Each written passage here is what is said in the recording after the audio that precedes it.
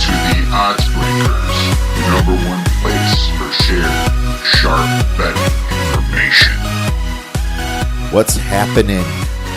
Welcome back to podcast 55-18. I'm your host, Kiev O'Neill. You can tweet me at the Public Dog, or you can tweet us at the Odds Breakers, or you can follow us. My friends, we have a very special show for you today. We break down college basketball 2018/2019, top 10, or just top teams. A few sleepers in there. Some of the great teams from last year. A little bit of the returning production, some of the recruiting. Then we discuss our future bets.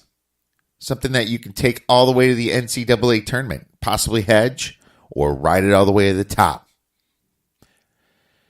We have our man Eddie Owens to come in to break down the Big 12. And I'm going to break down the Big 10.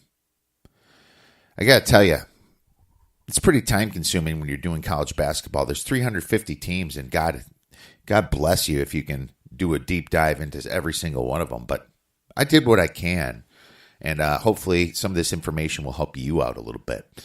I love college basketball.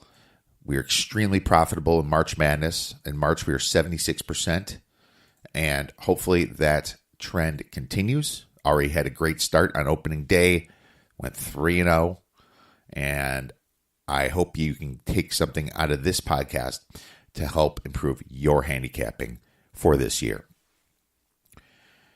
Well, let's get started, my friends. I want to go first into the recruiting here and just quick discuss the top recruiting teams for 2018. Duke is number one, and I think everyone knew that. They had 4 5-star recruits and 1 4-star recruit. Duke has become kind of like the one-and-done master. I mean, they eased into it. It was mostly like the Kentuckys, the Kansases, I guess maybe some of the Texas, but it's mostly those teams were more into the one-and-done. LSU was dabbling into it. North Carolina.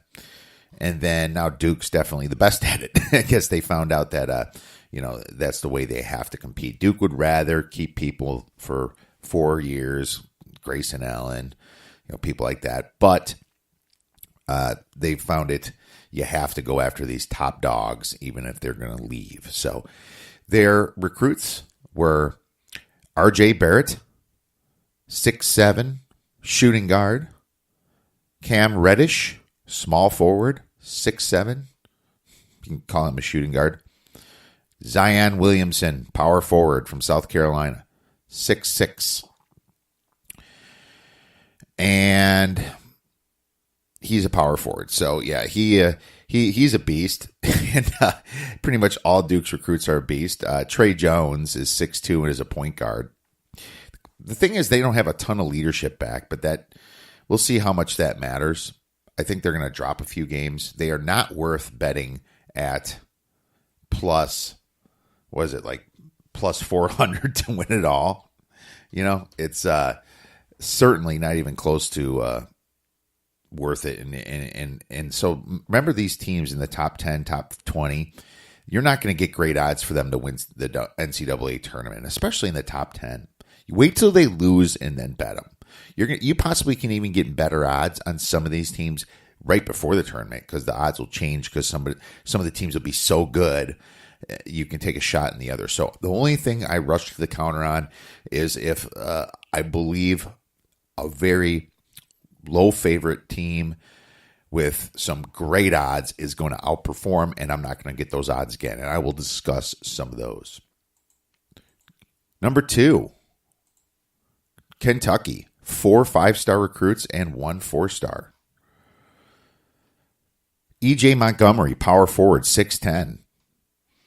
Ashton Higgins, 6'4", point guard. Keldon Johnson, 6'6", small forward. Emmanuel Quickly, point guard. Kentucky's a force. They just got to learn how to play a little bit better defense at times. The next team, Oregon.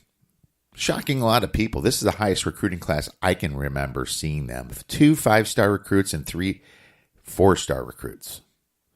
Oregon got Bol. He's 7'2", from Henderson, Nevada. 7'2", man. I mean, do I have to even tell you he's a center? No, he's a point guard, right? They also got Louis King, a small forward.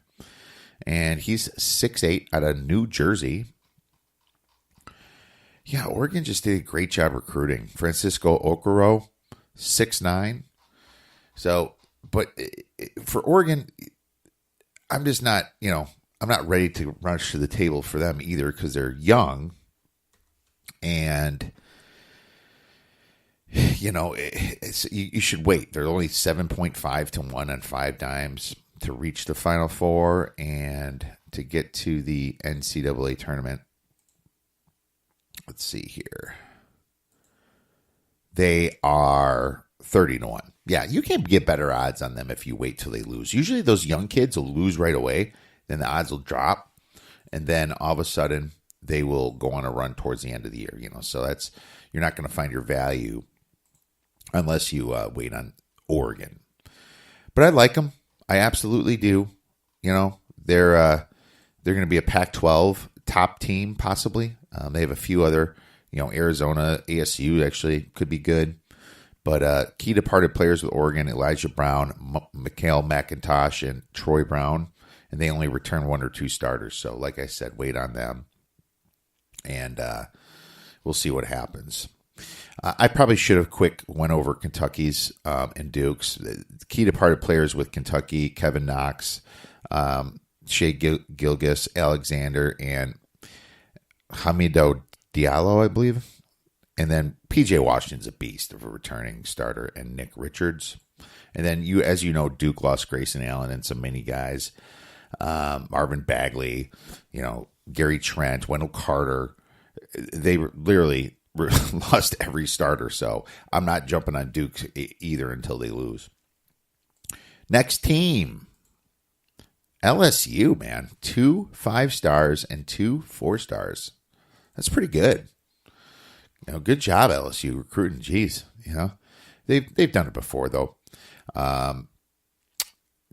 Nazrion Reed, I think I just destroyed his name, 6'9", power forward. Pretty good. Emmett Williams, 6'7", power forward. Looks like they have a good front court coming in. And, LSU's still not ranked that top, high.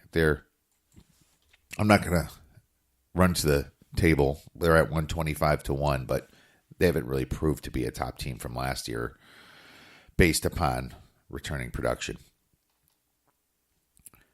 The next team for recruiting, Kansas, 2 5-star, 1 4-star.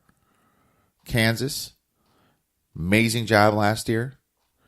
They got a guy, Quentin Grimes, 6'5". I believe he's a point guard. He's going to be a beast, man. Quentin Grimes and Devin Dotson, kind of where their stars coming in. Kansas, not a ton of value, 7 to 1. But we'll see what happens this year. They have some serious production to replace. They're preseason number 1 because, they didn't lose as much as Duke did or Kentucky, but they lost Devontae Graham, who's been there forever. Remember seeing him all the way up to the Elite 8 Final Fours the last 3 years. Malik Newman, he's the other big one. He hit everything in that tournament, and man, it sucks they played Villanova first, because if they played Michigan, they might have beat them.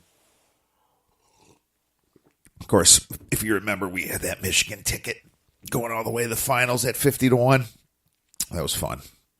Their key returning players, though, Azubuike, that beast of a center. That guy's going to the NBA. He's force, but I mean, he's got to pass the ball a little bit more. Yeah, they only returned 2 players, but the recruiting class is pretty stacked. Next, UCLA, 1 5-star and 4 4-stars. UCLA's kind of been down from what the 80s, 70s, 90s had them, right? So UCLA, I'm not sold on them. I'm not ready to bet them either. They had Moses Brown, a center at 7 foot. He's from New York. Pretty far travel there. And they had Sharif O'Neal at 6'9". Maryland, finally a Big Ten team. 1 5-star and 3 4-stars. Good job, Maryland.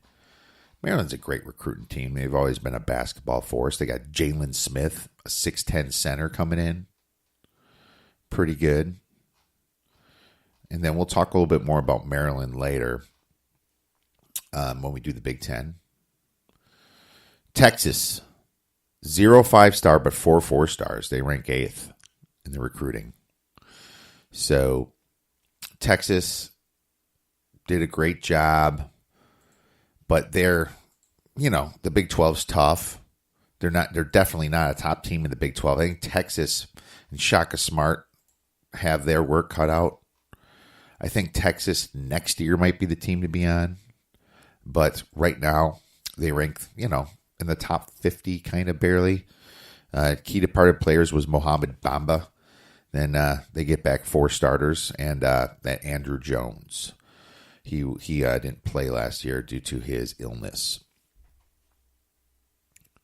Moving on, Villanova, 1 5-star and 3 3-stars. My God, who has done better than Nova this year? No, the last couple years. They're a top recruiting team now, and they deserve to be, obviously, one of the top teams in basketball. Jay Wright is possibly the best coach in basketball right now. I mean, of course, Krzyzewski, right? Calipari, whatever.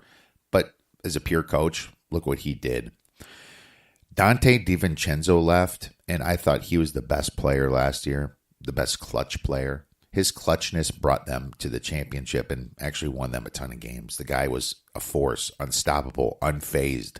I think the Bucks got a great player, possibly the best player in the draft with Dante DiVincenzo, in my opinion.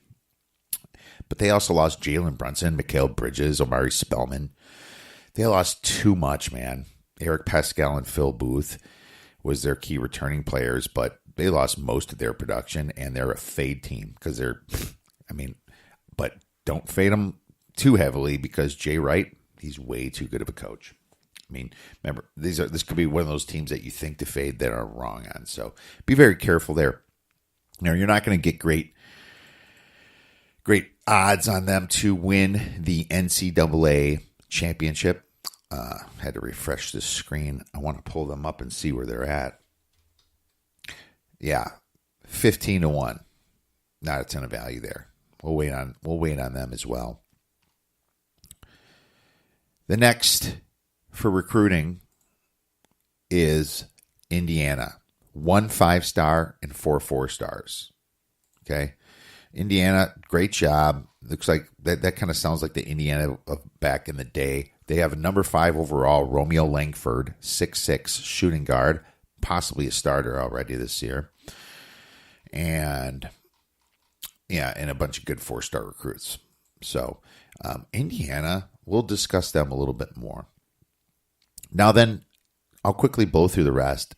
Number 11, ASU, 0 5-star and 4 4-star. Bobby Hurley, great coach. They lost a lot of production, and I got to tell you, I don't want to be one to bet against this team. I think after they lose a game or two, and they might be a team to be on, just because they had some great recruits, but they did lose a lot of production. So that's the only thing that really scares you. They lost Trey Holder, 18.2 points per game. Shannon Evans, 16.5 points per game. And Cody Justice, 12.7. So they return Romeo White, 10.5 points.